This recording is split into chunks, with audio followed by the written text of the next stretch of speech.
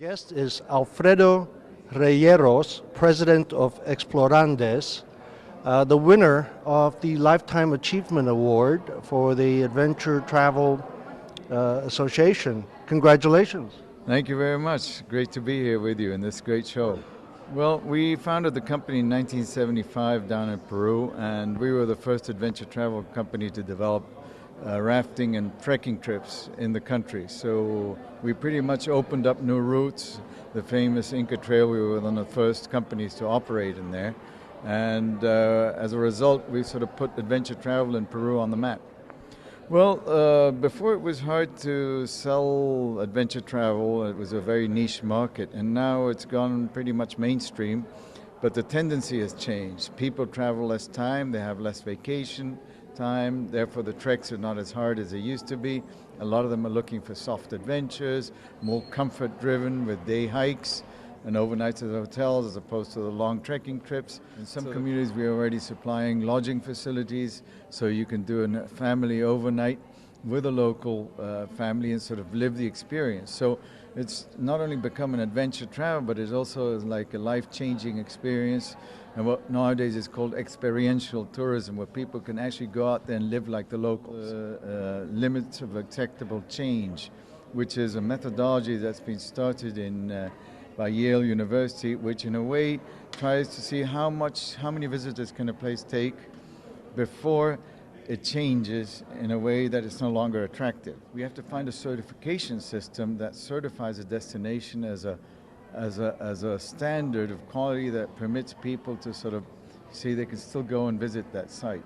And that certification system is being, at this moment, there's no real one world global certification system that does that. You have operators, a transport company, or hotels, there's all kinds of certification systems.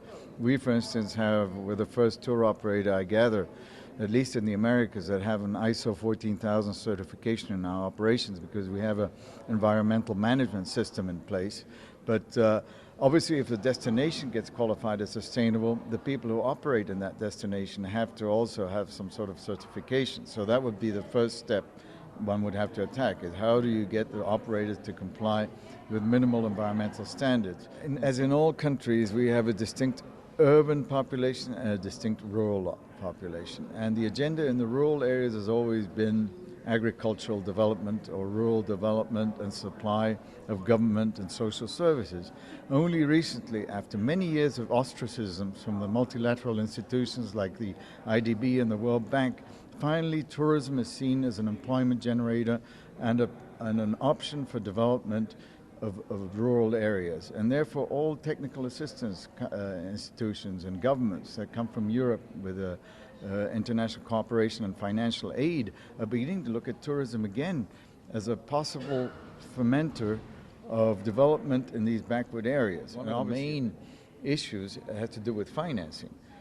Banks are very weary of giving credit to tourism because they see it as a volatile industry, and it's happened in the past. We had the Shining Path in Peru for over 10 years, from 1981 all the way through to 1993, growing slowly over the 80s and coming to a climax in 90 when tourism fell by almost 90%. So it's seen as a risk factor by banks, and therefore there isn't easy long-term credit for converting your land, for instance, to a hotel, or your house into a hostel. You're a very developed adventure, responsible tourism type destination. So while you've made great strides, it sounds like you still have great challenges.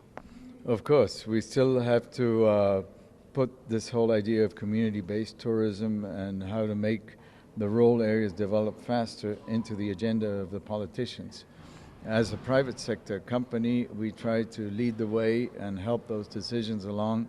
And one of the things we're trying to put is adventure travel as a generator of employment in rural areas on the government's agenda.